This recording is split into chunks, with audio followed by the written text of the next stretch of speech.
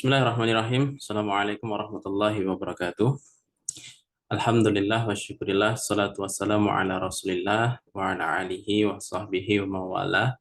Asyhadu an la ilaha illallah wahdahu la syarikalah wa asyhadu anna muhammadan abduhu wa rasuluhu la nabiyya wa la rasula ba'dah. Puji syukur kehadirat Allah subhanahu wa ta'ala atas nikmat dan karunia-Nya kita bisa tetap berada dalam iman Islam dan kita tetap istiqomah di dalam ketaatan terhadap syariahnya. Selawat dan salam semoga tercurah limpah pada junjungan kita baginda Rasulullah Muhammad SAW, pemimpin para nabi dan suri tauladan bagi seluruh umat manusia.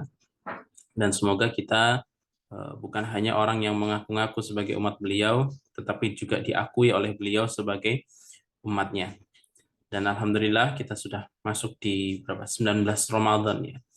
Artinya besok udah 20 Ramadan dan hari Rabu itu berarti kita sudah masuk di 10 hari terakhir bulan Ramadan dan semoga bulan Ramadan ini bisa kita maksimalkan sisa harinya karena belum tentu ya kita bisa bertemu kembali di bulan Ramadan di tahun berikutnya. Dan semoga Ramadan ini semua amal kita diterima dengan berlipat ganda pahalanya. Baik, alhamdulillah kita di dua pertemuan terakhir ya di Ramadan Online School ini, hari ini dan besok terakhir. Besok kita sudah terakhir untuk Ramadan Online School. Sisanya 10 hari terakhir diharapkan teman-teman bisa fokus untuk yang ya kegiatan lainnya ya, mungkin i'tikaf dan lainnya. Dan alhamdulillah pada subuh hari ini ya kita kembali mengkaji Islamic Medicine yang nanti kita akan belajar banyak dan bisa ya nanti teman-teman konsultasi juga nih, mumpung ada ahlinya ya. Jadi kalau ada punya keluhan apa gitu ya nanti bisa konsultasi di sesi diskusi ini. Kayak seperti kemarin juga bisa. Alhamdulillah beliau sudah hadir bersama kita, Ustadz Dr. Kim Toko. Assalamualaikum Ustadz. Waalaikumsalam warahmatullahi wabarakatuh. Semakin sehat saat puasa ini Ustadz. Alhamdulillah. Masya Allah. Baik Ustaz, tafadhol Ustaz, kami minta ilmunya kembali Ustaz, untuk waktu dan tempat kami berikan kepada Ustaz. Tafadhol masykurah. Terima kasih. Assalamualaikum warahmatullahi wabarakatuh. Waalaikumsalam warahmatullahi. Alhamdulillahirabbil alamin. Alhamdulillahilladzi arsala rasulahu bil huda wa dinil haq liyuthirahu ala dini kullih wa kafa billahi syahida. Asyhadu an la ilaha illallah wahdahu la syarikalah wa asyhadu anna Muhammadan abduhu wa rasuluh la nabiyya ba'dah. Qala Allah Ta'ala fi kitabil karim. A'udzu billahi minasyaitonir rajim. Wa idza maritu fa huwa yashfin. Al-ayat.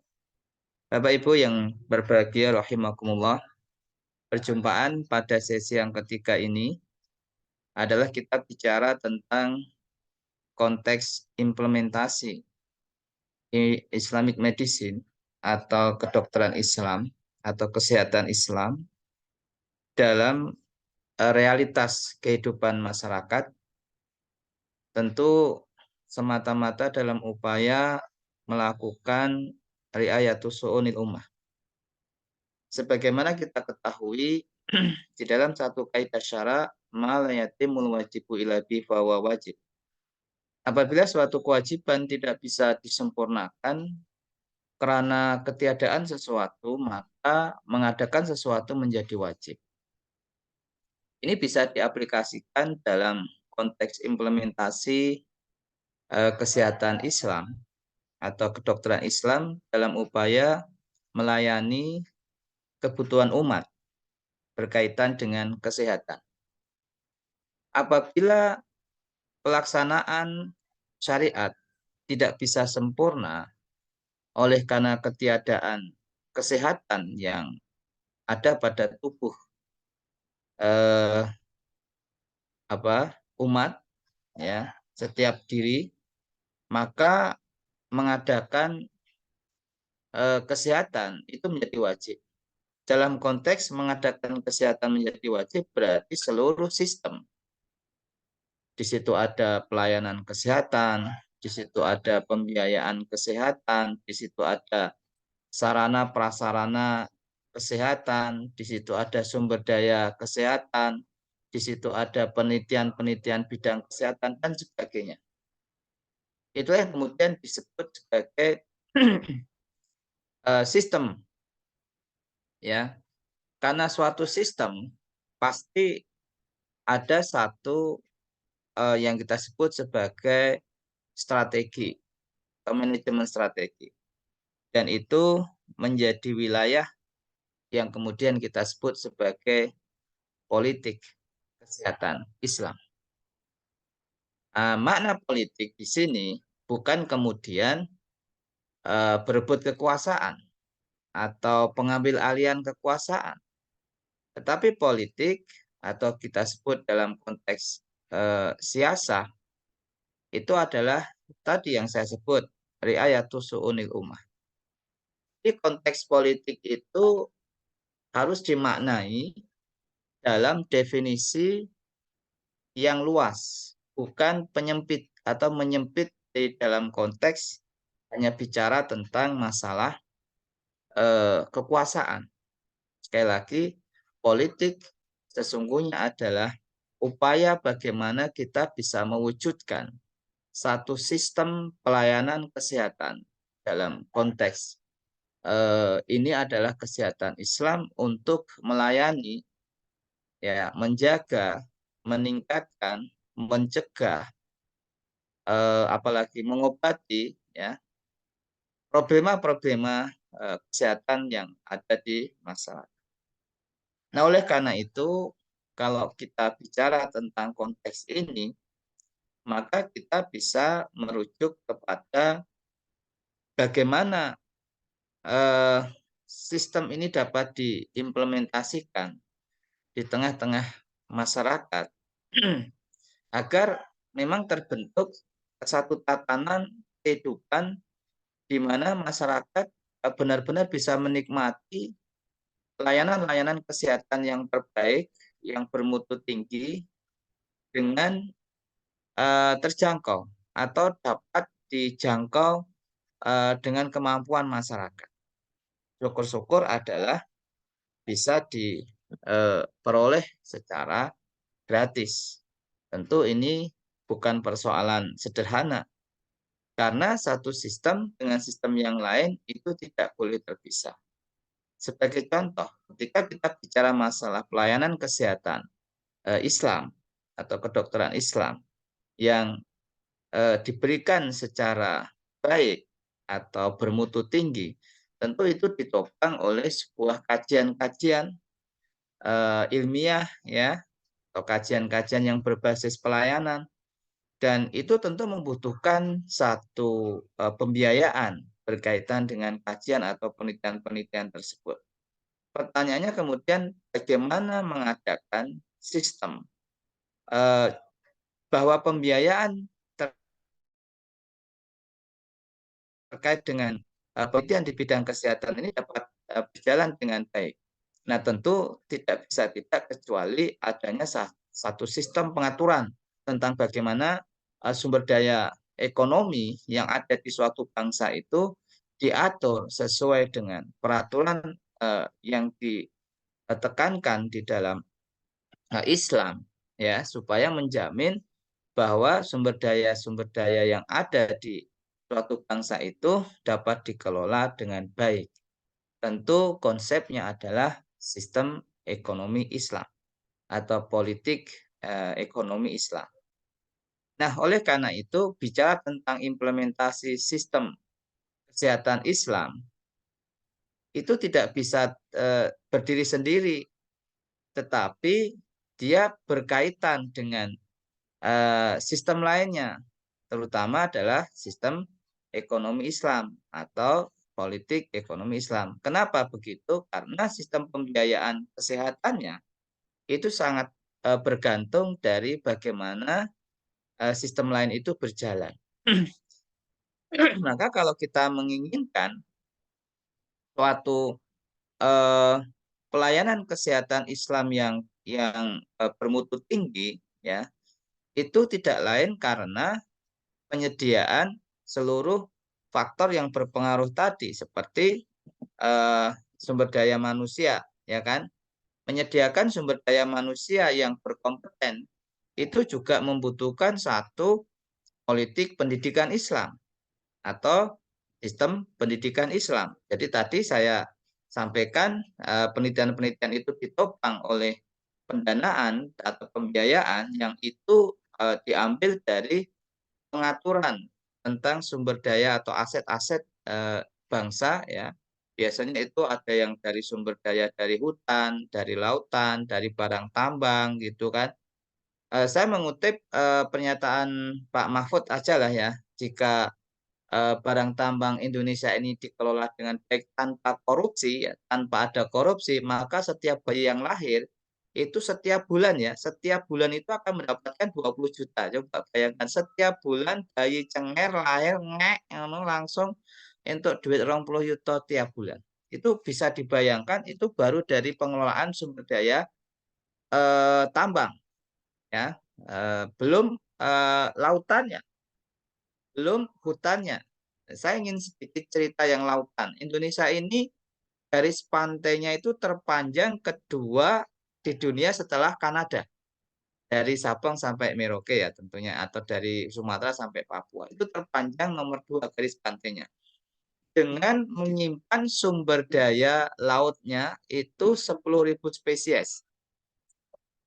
Dan hari ini yang baru dikembangkan, yang saya tahu ya, itu baru dari jenis eh, apa itu tripang-tripangan, ya, gama dan sebagainya. Kemudian dari jenis spirulina itu suatu mikroalga, kemudian chlorella, ya, kemudian dari jenis ganggang atau rumput laut. Di mana satu bulannya Indonesia bisa mengekspor 1 juta ton rumput laut ke luar negeri. Jadi 1 juta ton. Jadi rumput laut itu dipanen, kemudian dikeringkan gitu ya. Dikeringkan, itu totalnya adalah 1 juta ton. Itu dari jenis sargassum dan kotoni. Ya, kan rumput laut jenisnya banyak. Padahal Indonesia menyimpan 10.000 spesies sebagai sumber pangan dan obat-obatan. Coba bisa dibayangkan. Kira-kira kalau tadi bayi yang lahir baru 20 juta, kalau tambah lautannya, kurang lebih saya perkirakan itu lebih dari 20 juta. Ya, lebih dari 20 juta. Kenapa? Karena kalau sumber laut itu bersifat bisa diperbaiki. Tapi kalau barang tambang itu nggak bisa diperbaiki. Artinya dia bersifat irreversible.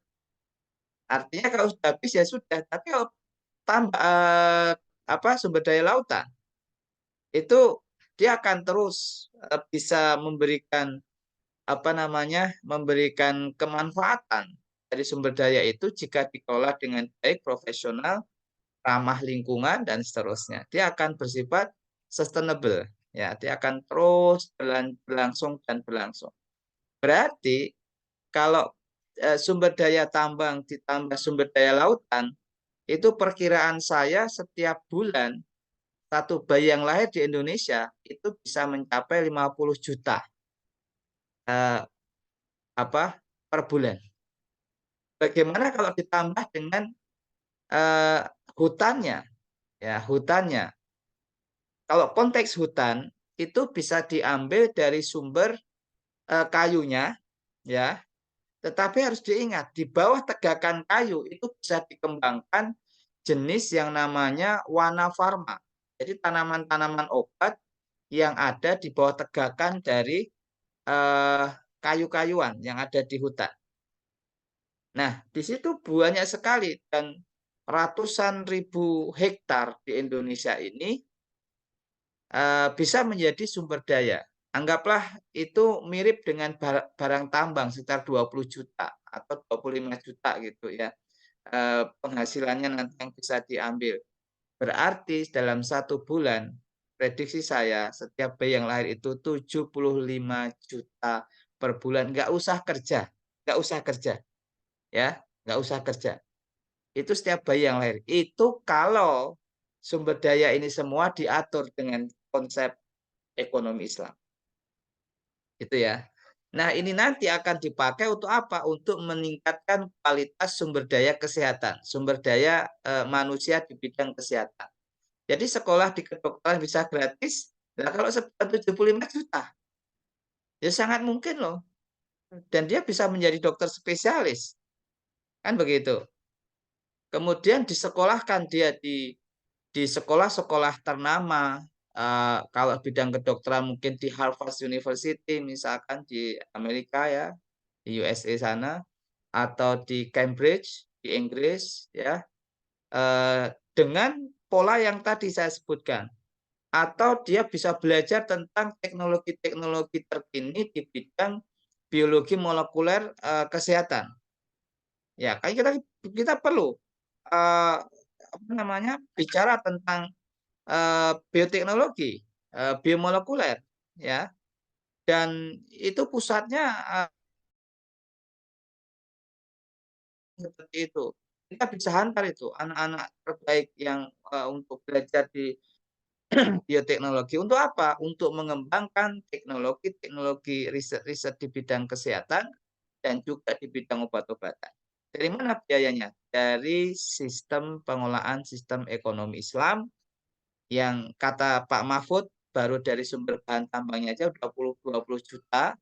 Kalau saya hitung-hitung tambah lautan dan hutannya bisa sampai 75 juta per orang per setiap bayi yang lahir. Dan itu sangat cukup untuk menyekolahkan dia dari sejak mungkin kecil sampai nanti dia di perguruan tinggi sampai kemudian benar-benar menjadi dokter-dokter spesialis atau peneliti-peneliti pada bidang kesehatan yang terkait dengan teknologi-teknologi terkini. Ini kalau kita bicara masalah implementasi ya. Jadi cara mengimplementasikan konsep politik kesehatan Islam itu tidak bisa berdiri sendiri kecuali berkaitan dengan politik ekonomi Islamnya dan juga berkaitan dengan politik pendidikan Islamnya. Artinya, tiga aspek ini tidak bisa dicapai, yaitu politik kesehatan Islam, politik pendidikan Islam, dan politik ekonomi Islam, kecuali juga itu mengkaitkan dengan bagaimana sistem pemerintahan itu. Jadi oleh karena itu, kalau bicara tentang bagaimana mengimplementasikan konsep kedokteran Islam atau kesehatan Islam secara ideal, ya tidak bisa tidak kecuali sistem-sistem ini juga harus dibingkai dalam konteks Islam. Makanya di dalam ayat Al-Quran itu ada perintah kita untuk udkhulu fisilmi kafah. Jadi masuklah Islam dengan sempurna, dengan totalitas, dengan kafah, wala tatabi'u khutuwati syaiton, dan jangan kalian mengikuti langkah-langkah syaiton, innahu lakum aduwwum mubin. Sesungguhnya setan itu musuh yang nyata bagi kalian. Di dalam ayat yang lain dikatakan afatu'minuna bi ba'dil kitab wa takfuruna bi ba'din. Apakah kalian akan mengambil sebagian isi kitab lalu mencampakkan sebagian yang lain? Siapa orang-orang yang mengambil sebagian isi kitab dan kemudian mencampakkan sebagian yang lain itu dikategorikan famalam yahkum bima anzalallahu faulaika humuz zalimun. Jadi orang yang melakukan itu adalah kelompok mereka yang zalim. Kemudian yang lain famalam yahkum bima anzalallahu faulaika humul fasikun. Yang kedua kelompok orang-orang fasik. Dan yang ketiga famalam yahkum bima anzalallahu faulaika humul kafirun. Orang-orang kafir. Jadi dalam konteks inilah kalau kita bicara tentang idealnya ya seperti itu mestinya implementasi yang ideal di mana seluruh sumber daya di dalam konteks kesehatan itu dibangun secara bersama-sama. Sumber daya manusianya, sumber daya sarprasnya di bidang kesehatan, sumber daya penelitiannya di bidang kesehatan, sumber daya obat-obatannya, kemudian apalagi itu sumber daya pelayanan kesehatannya atau tadi sarana prasarana atau fasilitas kesehatan, pembiayaannya itu tidak bisa lepas dari semuanya dari konteks sistem-sistem yang lain. Nah, itu yang mesti kita pikirkan bersama. Nah, kemudian yang kedua, bagaimana yang harus dilakukan dalam situasi yang tidak ideal. Seperti saat ini kan tidak ideal kita. Nah, inilah yang kemudian sedang dibahas oleh MUI, Majelis Ulama Indonesia, bahwa MUI itu akan menyelenggarakan sebuah pelayanan kesehatan syariah namanya. Jadi Indonesia ini menurut Undang-Undang Kesehatan nomor 23 ya, itu ada 17 jenis pelayanan kesehatan. Ya, ada 17 jenis. Ada pelayanan keperawatan, pelayanan kebidanan dan sebagainya. Termasuk di situ ada pelayanan kesehatan tradisional. Nah, tidak ada pelayanan kesehatan Islam atau pelayanan kesehatan syariah di dalam undang-undang kesehatan itu. Nah, selama ini aktivitas-aktivitas yang berkaitan dengan kesehatan Islam, seperti misalkan bekam, misalkan ya, atau ru'yah dan sebagainya, itu masih dimasukkan ke dalam konteks pelayanan kesehatan tradisional. Yang mana ruang lingkup dalam pelayanan kesehatan tradisional itu apapun semuanya termasuk perdukunan, dukun-dukun itu ya dimasukkan ke situ. Padahal ketika bicara tentang pelayanan kesehatan syariah terintegrasi Tibu Nabawi itu yang sedang diupayakan oleh MUI ya dalam bentuk adanya sebuah layanan-layanan kesehatan syariah eh, apa namanya yang dibingkai dengan konteks apa terintegrasi dengan Tibu Nabawi tadi itu masih ada kendala terkaitan dengan payung hukumnya yaitu apa? Perundang-undangan. Karena kita bicara dalam konteks hukum positif. Nah, perundang-undangan inilah yang saat ini sedang diupayakan dan tentu ini jalan panjang. Sebagaimana MUI telah mengeluarkan ya menginisiasi Undang-Undang Ekonomi Islam itu butuh waktu 15 tahun. Maka saat ini yang sedang dibuat oleh MUI namanya adalah Lembaga Kesehatan MUI atau LKMUI. Dan untuk jangka pendek ini payung regulasinya itu menggunakan Perda Syariah. Nah, perda-perda syariah inilah yang sekarang didorong oleh MUI di seluruh Indonesia, meskipun baru dimulai di beberapa tempat yang di mana di situ perda syariah itu sudah ada, itu sebagai payung hukum untuk kemudian mengadakan pelayanan atau penyelenggaraan pelayanan kesehatan syariah terintegrasi Tibu Nabawi. Dan untuk tahun ini pilotnya itu dibuat di beberapa tempat, termasuk di Jabodetabek ya, kemudian ada di kalau nggak salah itu di Padang ya, di Sumatera Barat gitu, karena itu sudah ada perda syariahnya. Nah ini eh, apa konteksnya memang tidak ideal. Yang ideal tadi yang sudah saya jelaskan di awal itu bagaimana implementasi yang ideal. Nah yang kedua ini tidak ideal di saat kita ada keterbatasan, tetapi kita tetap mengupayakan adanya sebuah sistem pelayanan kesehatan syariah, meskipun itu skopnya adalah menggunakan perda syariah atau undang-undang kesehatan syariah yang ini masih jalannya masih sangat panjang. Nah, Bapak Ibu yang dirahmati Allah, kalau melihat konteks implementasi inilah kita mestinya apa namanya sangat bangga ya atau istilahnya apresiasi terhadap apa yang dirintis oleh Majelis Ulama Indonesia dalam keterbatasannya tetap mengupayakan adanya sebuah layanan kesehatan syariah yang mana ini berprinsip pada prinsip-prinsip syariah misalkan diupayakan tidak ada barang-barang yang berkaitan dengan keharaman yang dipakai di dalam pelayanan kesehatan tersebut. Nah, itu bagaimana kemudian mewujudkan kesehatan syariah ini.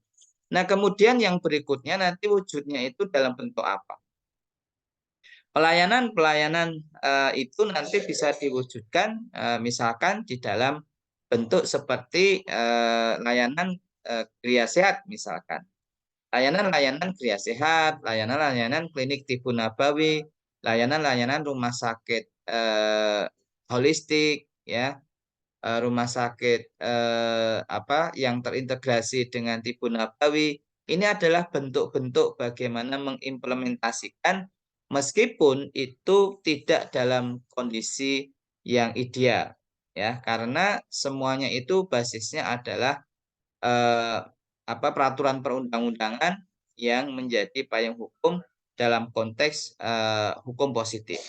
Nah, oleh karena itu dalam kondisi yang tetap keterbatasan ini tetap kita upayakan bagaimana mengimplementasikan konsep kesehatan Islam.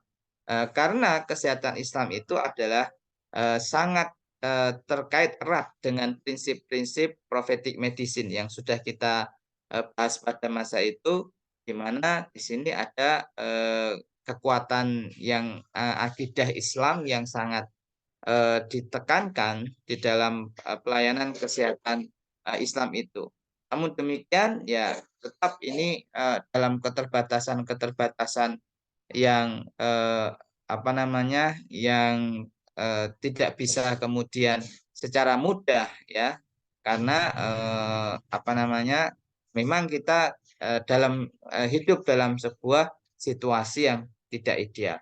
Saya kira itu paparan awal yang berkaitan dengan konteks bagaimana mengimplementasikan eh, konsep kesehatan Islam atau kedokteran Islam itu ke dalam realitas kehidupan.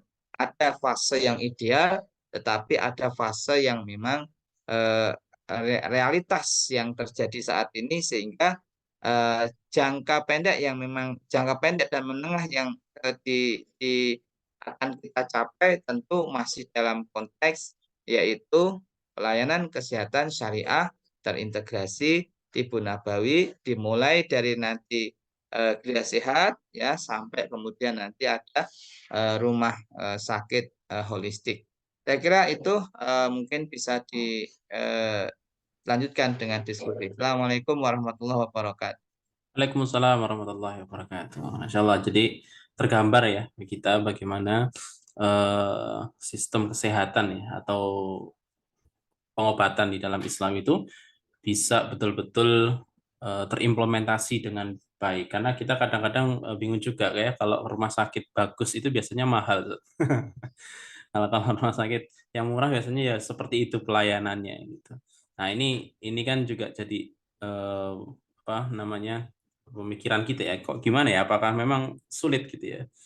Karena memang kesehatan itu mahal sih sebenarnya Ustaz ya. Jadi kesehatan itu mahal, jadi memang perlu backup tadi ya, backup ekonomi yang luar biasa. Jadi dan Islam ternyata punya ya, Islam ternyata punya sistem itu untuk bisa mengakomodir yang seperti itu. Masya Allah, ini luar biasa ya.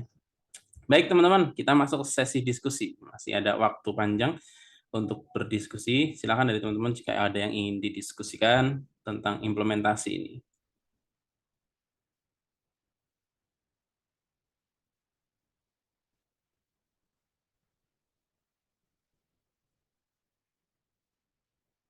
Saya sedikit buka Ustadz. Gini. Eh, tadi kan ada dua ya Ustadz ya. Ustadz menyampaikan ada dua kondisi dalam implementasi, yaitu kondisi ideal yang memang ketika negara itu memang mau mengakomodir semuanya itu dengan Islam. Jadi pendidikannya yang memang Islami, kemudian ekonominya juga Islami, sehingga tadi juga sangat luar biasa masuk gitu ya. Nah, itu idealnya. Yang kemudian sekarang ini kan sedang tidak ideal Ustaz ya. Tadi kita juga menyampaikan, tapi ada usaha-usaha untuk ke sana. Yang jadi pertanyaan saya, ketika sekarang kondisi tidak ideal, kemudian ada usaha untuk tetap usaha mengimplementasikan, apakah usaha itu juga ada Ustaz, untuk supaya kita tidak hanya sekedar implementasinya, tetapi kita juga bisa membuat kondisi implementasi itu nanti bisa menjadi ideal. Jadi tidak hanya sekedar kita berusaha dengan implementasi sekarang ini yang tidak ideal, nanti akhirnya berkutat ketidakidealannya itu. Nah, apakah ada itu bisa nanti bergeser pada memenuhi keidealan dalam implementasi. Ya, apapun kemungkinan itu jelas bisa ya atau ada ya kemungkinan menuju kepada satu sistem yang ideal. Tapi itu jelas tidak eh, apa namanya tidak mudah ya. Tetapi juga bukan suatu yang mustahil untuk kita capai karena ada istilah yang apa segala sesuatu itu yang bersifat pasti itu adalah perubahan itu sendiri gitu kan. Jadi perubahan itu sesuatu yang pasti. Nah, tinggal sekarang bagaimana upaya-upaya untuk membangun kesadaran umum di kalangan masyarakat Indonesia pada khususnya adalah masyarakat Muslim Indonesia untuk meyakinkan bahwa kondisi yang ideal itu bisa dicapai. Tentu ini melalui cara berpikir atau pola pikir yang mana mereka meyakini bahwa Islam itu sebagai solusi atas seluruh problematika atau aspek kehidupan. Yang saat ini masih dipahami oleh masyarakat secara umum itu adalah bahwa Islam hanya mengatur urusan-urusan seputar ibadah misalkan. Hanya ya kalau divisualisasikan hanya urusan sholat misalkan, urusan puasa seperti pada hari ini misalkan. Padahal kemarin sudah saya sampaikan di dalam kandungan ayat ya 6.666 ayat. Itu 6.000-nya itu berkaitan dengan qasasul anbiya, yaitu tentang kisah-kisah para nabi.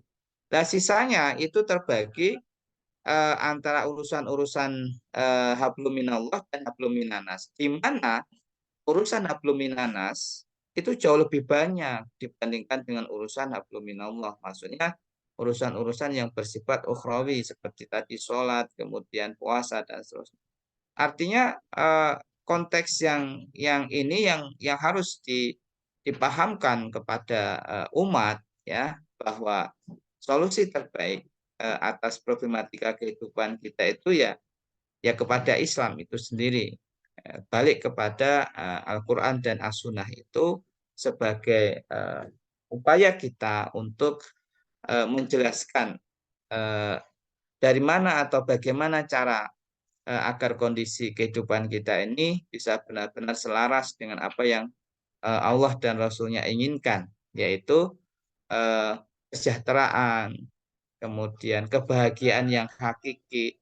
Itu semuanya hanya bersumber ketika kita bisa menyelaraskan hidup kita dengan Al-Quran. Bagaimana di dalam pembukaan surat Al-Baqarah itu sudah ditekankan dalikal kitabu la raiba fi. Jadi kitab ini Al-Quran ini la raiba fi, tidak ada keraguan-raguan. Nah, di situ dikatakan hudal lil muttaqin.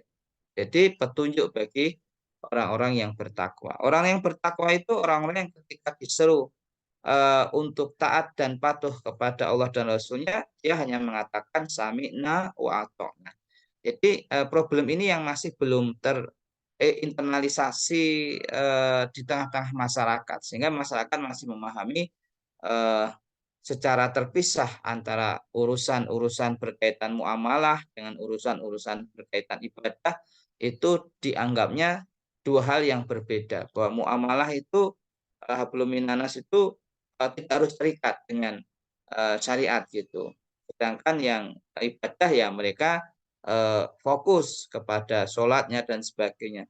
Maka kita lihat orang itu begitu dia di masjid demikian kelihatan kesolehannya itu sangat nampak. Tapi begitu dia keluar di masjid, dia bertransaksi dengan ribawi misalkan. Nah, ini kan banyak figur-figur seperti ini yang ada di tengah-tengah umat. Dan ini PR kita bersama ya, bukan PR saya, bukan PR satu dua orang. Ini PR kita bersama. Saya kira itu Mas Dika. Baik, Ustaz. Nah, ini ada Pak Irfan Syukur. Tafadhol, silakan. Bismillah. Assalamualaikum warahmatullahi wabarakatuh. Waalaikumsalam warahmatullahi Ya, tadi terlambat informasi. Jadi terkait dengan membangun kesehatan Islam. Jadi ini dalam kerangka membangun, kalau bahasa itu membangun kemandirian kesehatan umat ya. Jadi ya umat Islam dan manusia pada umumnya gitu. Jadi memang nanti terkait dengan secara pokok ini kan sudah ada asarnya ya. Jadi kesehatan Islam itu bukan sesuatu yang utopis atau mustahil. Jadi sudah ada jejaknya. Tinggal kita mengikuti jejak tersebut. Ya. Nah, dalam konteks ini memang nanti ada implikasi, memang ada dua kendala atau sebenarnya ada tiga. Memang nanti ada namanya itu political trap, ada jebakan politik terkait dengan memang ya selain perang ideologi ya, antara komunis, kapitalis dan Islam. Nah, ini memang kendala di ini politik kebijakan katalah ya negeri ini mau pro Islam atau pro katalah kapitalis. Ini harus menjadi kesadaran kita bersama. Karena ini fardu kifayah bagi mereka yang punya kemampuan. Yang kedua itu nanti ada namanya intellectual trap, jebakan intelektual. Jadi para akademisi ini harus para peneliti harus membuka ini, harus berpikir out of box nih lah, katakanlah seperti itu. Nanti memang kendalanya di kode etik. Katakanlah sekarang tantangannya kan evidence based. Itu sudah kita berani mestinya itu. Kemarin di Undang-Undang Kesehatan yang baru kan memang nanti terkait dengan etika penelitian, terkait dengan hewan coba. Loh ini kita sudah punya asar. Paper sudah banyak, jurnal sudah banyak, tinggal diimplementasikan. Tidak lagi perlu ke binatang mestinya itu. Sudah langsung implementasi pada uji klinis.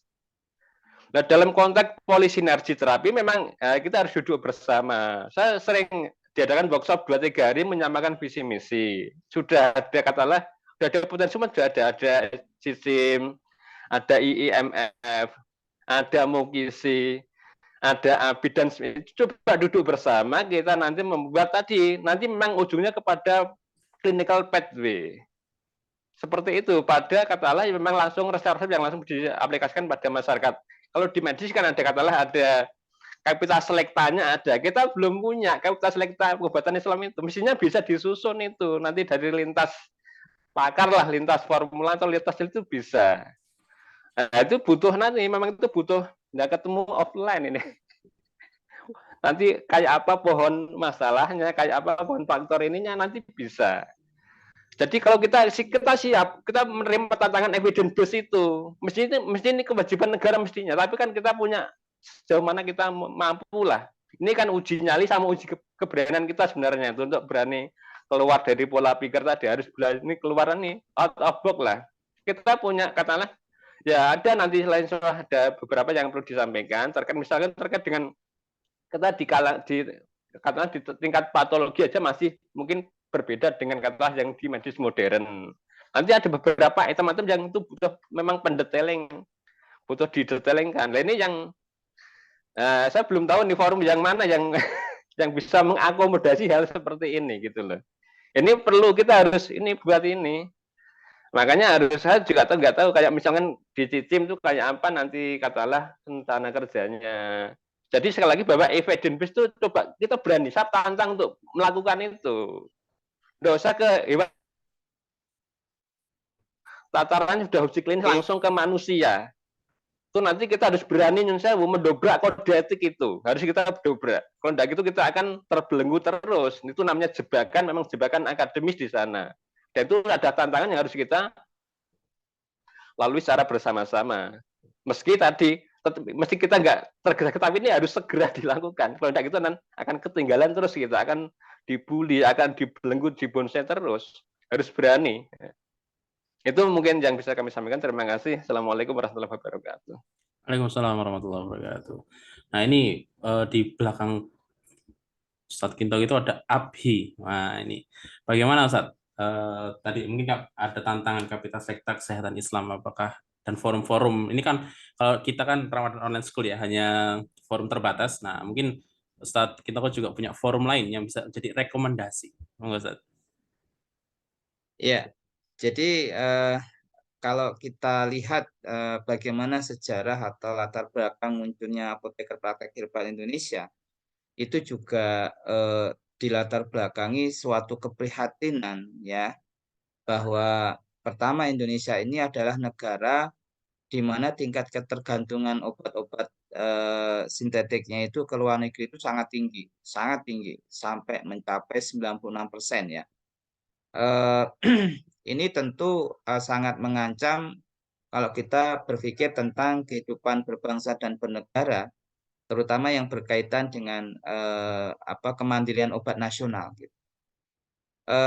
Dan kita lihat bahwa industri-industri farmasi yang ada di Indonesia itu adalah hanya industri-industri formulasi saja, maksudnya industri-industri yang membuat bentuk sediaan seperti tablet, ya, kapsul, ya, itu industri formulasi. Tetapi tidak ada satupun di Indonesia ini sebuah industri yang menghasilkan bahan aktif obatnya atau kita sebut sebagai aktif ingredientnya. Ya, artinya apa? Ya, sampai kapanpun Indonesia akan tergantung kepada luar negeri. Di sisi yang lain, potensi alamnya itu menyediakan berbagai keanekaragaman hayati yang sangat-sangat potensial, baik dari terestrial daratannya maupun dari lautannya, itu sangat berpotensi dikembangkan untuk penemuan obat baru. Dan kita tahu bahwa mereka yang menjadi apoteker itu diajari tentang drug discovery from nature. Jadi bagaimana cara menemukan obat dari alam. Ya, itu core of the core-nya itu adalah mereka. Tetapi pola pikirnya kemudian banyak yang terjebak di rutinitas administratif, manajerial, baik di pelayanan kefarmasian maupun di pelayanan klinis misalkan, tetapi terlepas atau tidak terkoneksi untuk berpikir bagaimana melepaskan diri Indonesia ini yang sudah lebih 70 tahun merdeka dari ketergantungan terhadap bahan aktif obat dari luar negeri gitu. Kita tahu bahwa 65% obat-obat sintetik atau obat kimia yang kita pakai saat ini itu dulu asalnya itu dari bahan alam. Itu saya kasih contoh metformin misalkan. Metformin itu dari Galega officinalis. Kemudian asetosal, ya asetosal itu dari Salix alba. Kemudian taksol itu untuk obat kanker ya, taksol itu dari Taxus brevifolia dan lain-lain. Banyak sekali, 65%. Nah, sisanya itu dari fraksi minyak bumi. Fraksi minyak bumi yang dimaksud di sini adalah turunan dari benzen. Dan Indonesia mempunyai sumber daya penghasilan produksi benzen itu 126.000 ton per tahun. Ini ada barangnya, tetapi tidak diolah menjadi sebuah industri petrokimia hulu yang nanti di sana banyak turunan-turunan seperti turunan benzen seperti toluen, kemudian ada fenol. Ini yang nanti menjadi kerangka struktur inti di dalam penemuan obat secara sintetik. Seperti para aminofenol itu adalah turunan benzen juga, ya, turunan fenolik untuk pembuatan paracetamol. Nah, sisanya itu sebagian kecil saja yang berupa biosimilar. Biosimilar itu adalah obat-obat yang basisnya protein, seperti insulin, itu dengan menggunakan biorekombinan dan seterusnya. Itu masuk ke wilayah bioteknologi yang obat-obatan yang berbasis biosimilar itu. Jadi kalau dilihat dari tiga sumber ini, yaitu dari bahan alam, kemudian dari fraksi minyak bumi, dan dari biosimilar, yang dominan itu adalah dari hayati, dari bahan alam. Tetapi yang masuk ke wilayah yang berbicara dalam konteks itu sangat-sangat sedikit di kalangan para apoteker. Maka kami mendorong lahir adanya APHI ini, Apoteker Praktek Herbal Indonesia. Sedikit saya menanggapi yang disampaikan Pak Irfan tadi, bahwa memang kita harus mencari cara-cara strategis dalam rangka untuk mengembangkan sumber daya hayati Indonesia supaya terbentuk atau kita punya kemandirian. Kata kunci di sini saya akan menggunakan tiga istilah. Pertama, basisnya itu medicine. Itu pertama. Yaitu dari sumber ramuan asli Indonesia. Indigenous folklore. Indonesian indigenous folklore. Jadi ramuan-ramuan asli Indonesia dari Sabang sampai Merauke itu harus dieksplorasi, ya, dieksplorasi dan di develop menjadi sebuah penemuan obat-obat baru. Itu harus berbasis itu. Karena kita punya, kalau luar negeri terutama Eropa, Amerika mengembangkan pendekatan dengan pendekatan bioteknologi, tadi biosimilar tadi, terapi-terapi genetik, karena mereka itu tidak punya sumber daya alam seperti Indonesia dan sumber daya ramuan seperti sekaya Indonesia gitu. Wajar kalau mereka kemudian mengembangkannya dengan pola-pola tadi apa namanya chemicals, kemudian terapi genetik, kemudian ada lagi bioteknologi berbasis biosimilar. Itu karena mereka tidak punya seperti yang kita miliki. Yang kedua, itu berbasis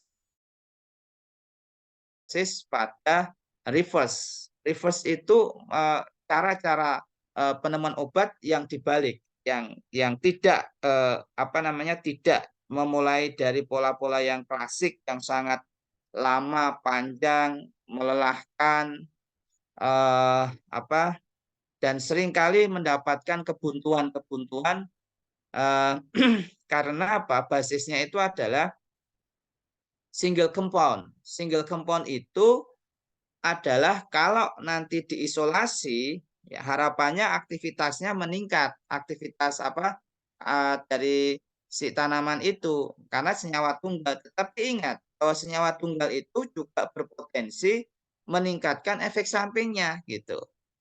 Efek sampingnya itu meningkat. Maka kalau kita lihat single compound dari tumbuh-tumbuhan itu nanti dampaknya itu lebih besar. Saya kasih contoh misalkan vincristin, vinblastin yang ada di tapak toro. Itu untuk kanker leukemia atau kanker darah putih. Itu bisa menyebabkan efek samping yang serius berkaitan dengan sumsum tulang belakangnya yang menjadi kering gitu ya, karena dampak dari efek samping. Tapi kalau basisnya itu adalah bukan single compound ya, dia basisnya ekstrak misalkan terstandar begitu ya. Itu ada teori yang namanya SEES, Side Effect Eliminating Substance. Jadi ada senyawa lain yang mengurangi dampak efek sampingnya. Dan ini yang sebetulnya untuk konteks ke Indonesia itu tepat karena Indonesia punya sumber daya hayati yang melimpah gitu. Itu pendekatan yang akan kita pakai adalah selain etnomedicine adalah reverse farmakologi. Nah, pendekatan yang ketiga itu adalah polyherbal sinergis. Yang saya maksud polyherbal sinergis itu adalah obat temuan obat itu bukan satu tumbuhan, tetapi beberapa komponen tumbuhan yang komunitas sendiri itu sudah punya apa namanya formatnya yaitu 2 sampai 5 dalam satu apa namanya komposisi itu ada terdiri dari 2 sampai sampai 5. Dan sekarang kita bisa menggunakan cara-cara yang lebih tepat dengan menggunakan in silico networking farmakologi. Jadi untuk melihat sinergisitasnya dari ramuan-ramuan itu, sedangkan Indonesia adalah melimpah ramuan-ramuan tradisional aslinya 25.000 lebih ramuan-ramuan itu.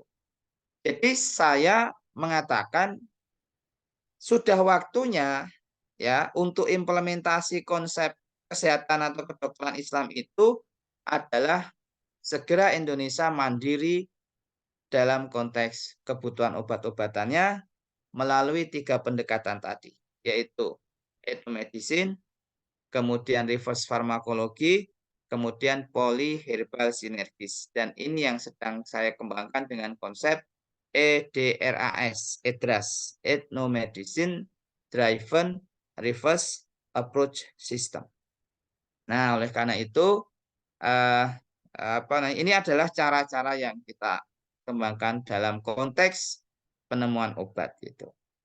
Demikian, Ustaz Dika. Baik, Masya Allah. Seperti itu ya, wah luar biasa ya. Jadi ke gambarnya lebih jelas lagi nih. Baik, ada lagi yang mungkin mau didiskusikan teman-teman?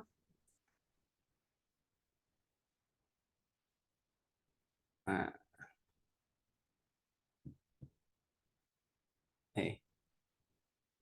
silakan kalau masih ada yang perlu didiskusikan.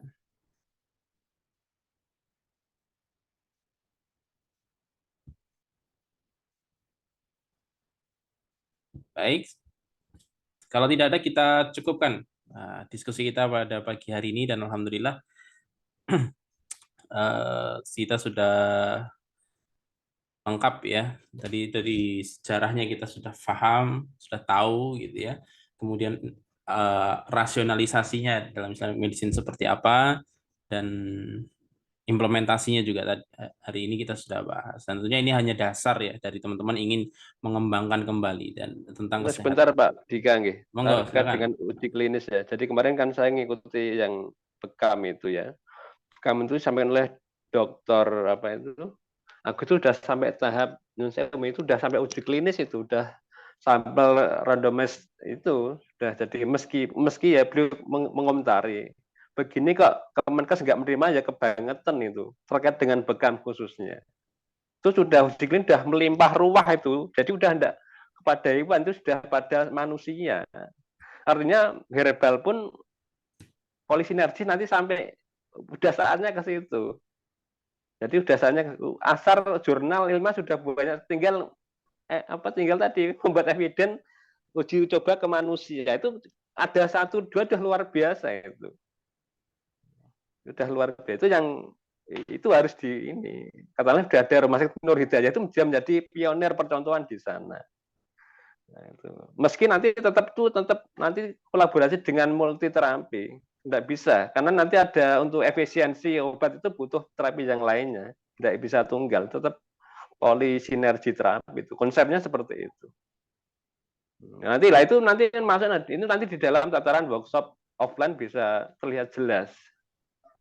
Terapi ini punya khasiat apa, ini punya khasiat apa, sistem kerja nanti baru masuk langsung pada pasien. Itu cepat sekali itu. Itu masalah hendak minat tekad kita aja sebenarnya itu. Nggak usah banyak-banyak uji klinis itu nggak butuh banyak sampel. Sedikit sampel sudah memenuhi. Yang penting dilakukan secara berulang pada kontak yang berbeda, pada tempat waktu yang berbeda itu sudah memenuhi. Itu tugas peneliti, tugas akademik itu sebenarnya tugas kewajibannya. Masalah nanti yang lain mengatakan apa itu tidak usah kita abaikan. Jadi kalau kita punya kehendak kita lakukan, tidak usah peduli dengan apa kata orang lain. Itu yang paling sederhana, yang paling mudah kan ya itu. Konsep sudah ada kan, tinggal modifikasi sedikit, tinggal pemaparan itu nanti kayak apa itu sudah bisa dilakukan uji klinis ya. Jadi jangan malu-malu, jangan harus berani melakukan uji klinis tadi itu. Itu yang saya tekankan. Terima kasih. Assalamualaikum warahmatullahi wabarakatuh. Waalaikumsalam.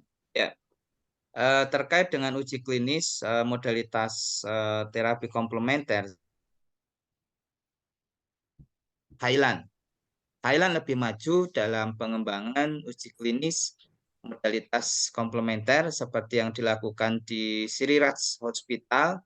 Dan saya sampaikan juga sekalian, rencana kami akan mengundang direktur dari Siriraj Hospital untuk diskusi tentang kok bisa ya Thailand itu mengembangkan uji klinis pijat Thai massage ya Thai massage dikombinasi dengan herbal ball compress ya herbal ball herbal apa itu ya ball compress ya jadi semacam ramuan-ramuan dari simplisia rempah-rempah yang dibungkus dengan semacam kain dari seperti apa namanya kain kasa gitu. Kemudian nanti cara makainya itu di steam atau dikukus gitu ya. Dikukus kemudian nanti komponen-komponen dari rempah-rempah itu karena dikukus itu keluar kemudian ditempelkan pada tubuh, dicop, bisa cop cop cop cop gitu ya. Dan itu dilakukan pada pasien yang mengalami stroke iskemik. Itu ada publikasinya dan publikasinya masuk di Q1. Kalau kita bicara masalah kualitas publikasi kan para akademisi ini kan kalau bisa tembus Q1 itu kan Masya Allah itu luar biasa gitu ya. Istilahnya dari sisi data apa namanya validitas datanya itu berarti dinilai itu sangat eligible gitu. Yang kedua, WHO sendiri kemudian menetapkan Sriraj Hospital itu di bawah Mahidol University sebagai sisi itu adalah Collaboration Center for Traditional Medicine. Jadi kalau ingin belajar tentang pengobatan tradisional yang kolaboratif itu ada di Sriraj. Itulah lebih kurang WHO itu mengatakan seperti itu. Nah, disinilah kita mengalami kondisi di mana Indonesia ini apa namanya serba dilematis. Dilematisnya begini, kalau didorong kepada kemandirian nasionalnya lewat obat sintetik jelas nggak bisa. Saya mengutip pernyataan Prof. Evionora, guru besar di UI, Farmasi UI, itu mengatakan Indonesia tidak akan pernah bisa mandiri dengan jalan pengembangan obat sintetik. Kenapa? Karena tadi industri petrokimia hulunya itu tidak berkembang. Nanti ujung-ujungnya impor starting material atau bahan baku untuk sintetiknya. Seperti tadi saya sebutkan, kalau kita mau produksi paracetamol, kebutuhan kita kan 4.500 ton untuk setahun. Ya kan? Orang Indonesia itu doyan paracetamol ya, 4.500 ton setahun gitu ya. Itu kalau produksi harus beli PAP, para aminofenolnya. Dari mana? Dari Cina. Oleh Cina dinaikkan itu harganya sampai di PT Reasima di Bogor direaksikan menjadi paracetamol harganya 5,1 US dollar per kilo. Lebih murah beli langsung jadi paracetamol dari Cina harganya 4,8 US dollar per kilo. Itu kan strategi Cina begitu. Jadi dinaikkan tuh bahan bakunya untuk ini biar apa? Nanti hasil akhirnya tetap lebih mahal. Akhirnya ya teori dagang. Jadi yang lebih murah dengan kualitas yang sama yang mendingan cari yang lebih murah. Jadi itu pendapat beliau tentang kemandirian obat-obatan tidak akan pernah bisa. Nah, sedangkan saya nggak tahu apakah Kemenkes ini paham betul masalah ini gitu. Maksudnya Indonesia itu nggak bisa gitu loh kalau diminta mandiri kok dalam bahan sintetik apa obat sintetik itu. Karena industri petrokimia hulunya itu nggak ada gitu, istilahnya nggak berkembang. Jadi bahan bakunya ada kayak bensin tadi, tapi tidak diolah gitu. Itu langsung diekspor sebagai bahan mentah bensin itu diekspor ke Cina tadi. Nah, yang kedua di satu sisi mau mengembangkan tadi yang disebut dengan konsep komplementer lah, konsep herbal itu ternyata dihalang-halangi secara regulasi gitu. Jadi regulasinya itu tidak mendukung gitu. Ya dengan bahasa lain ya Indonesia itu dikondisikan menjadi pasar gitu aja lah intinya seperti itu. Dengan menggunakan tangan-tangan yang konon katanya dia seorang akademisi, seorang peneliti dan lain-lain lah dengan bahasa-bahasa demi kepentingan pasien gitu. Padahal pasien itu suruh bayar mahal juga gitu. Jadi ya beginilah kita saat ini supaya ini memahamkan semuanya kondisi kita di bidang obat-obatan gitu. Dan saya selalu yakin ini bagian dari skenario Allah untuk menunjukkan siapa orang yang terbaik di negeri ini gitu. Apakah dia adalah seorang pionir atau kacung gitu. Jadi supaya kelihatan kalau kondisi seperti ini, oh dia pionir ini, tapi dia kacung gitu. Jadi kacung industri farmasi global gitu loh. Karena kenyataannya memang kita bingung mau mengembangkan seperti yang dikembangkan di di Thailand itu yang model apa uji klinis di berbasis rumah sakit itu juga mengalami banyak kesulitan kendala gitu. Tapi nggak apa-apa lah, ini namanya dinamika kehidupan berbangsa dan bernegara. Jadi ikuti saja ya nanti datang ke Jogja kita akan diskusi bersama dengan Direktur Sriraj Hospital. Kita mau tahu gimana sih strategi-strateginya bisa menyelenggarakan pengujian klinis ya di rumah sakit dengan kombinasi Thai massage ya, pijat Thailand dengan herbal ball compress tadi. Demikian, terima kasih. Baik, Masya Allah ya. Jadi terhalang regulasi. Dan regulasi yang bikin nanti ditelepon ibu. Ditelepon ibu dulu udah DPR-nya sudah ciut lagi. Nah, itu repot lagi. Nah, insya Allah ini diskusi kita online ini masih jadi pemantik ya. Dan masih perlu diskusi jauh sekali. Dan nanti teman-teman bisa mengikuti ya forum-forum yang nanti ada juga offline itu ya Ustaz ya. Di Jogja. Ya, dengan Ustaz Kintoko ini. Jangan lupa follow Offline, juga. kalau itu offline Oh, ya. offline ya. Nah, Itu kerjasama dengan ini kok nanti dengan Fakultas Kedokteran UGM juga. oke. Nah, ini bisa Di Pusat dihadiri. Kedokteran Herbal. Pusat Kedokteran Herbal. Ini sangat pas untuk diikuti para praktisi di bidang kesehatan tradisional, kesehatan komplementer, kesehatan integrasi, kesehatan holistik. Jadi cocok gitu karena polanya tadi kok bisa pijat gitu ya. Sedangkan di Indonesia boro-boro gitu herbal aja belum tentu gitu, apalagi pijat gitu. Masya Allah. Info lengkap ada di mana nih, Ustaz? Ya nanti ada di APHI lah. Nanti bisa Apa Instagramnya atau apa mungkin ada, Ustaz? ada. Kita biasa share di situ.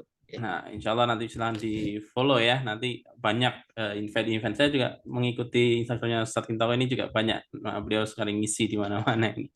Nah, insya Allah itu ya yang bisa jadikan kita untuk juga bersemangat kembali ya dengan walaupun kondisinya belum ideal, nah tetap kita mengusahakan yang terbaiknya gitu ya. Sambil mengusahakan kondisi ideal tadi, Masya Allah. Alhamdulillah teman-teman sekalian, jazakallahu khairan Ustaz Kintoko atas sharingnya selama 3 pertemuan di selama bulan Ramadan ini yang insya Allah menjadi pemantik kita ya untuk teman-teman yang fokus di kesehatan atau ingin memperdalam tentang kesehatan pengobatan bisa kemudian menjadi pemantik ya untuk kemudian berdiskusi lebih jauh lagi. Jazakumullah juga untuk teman-teman semua yang sudah hadir. Alhamdulillah atas diskusinya juga teman-teman semuanya, dan dari saya mohon maaf apabila ada kata-kata atau hal yang mungkin kurang berkenan. Mari kita tutup pertemuan kita dengan doa kafaratul majlis. Subhanakallahumma wa bihamdika asyhadu an la ilaha illa anta astaghfiruka wa atubu ilaik. Billahi taufiq wal hidayah. Assalamualaikum warahmatullahi wabarakatuh. Waalaikumsalam warahmatullahi wabarakatuh.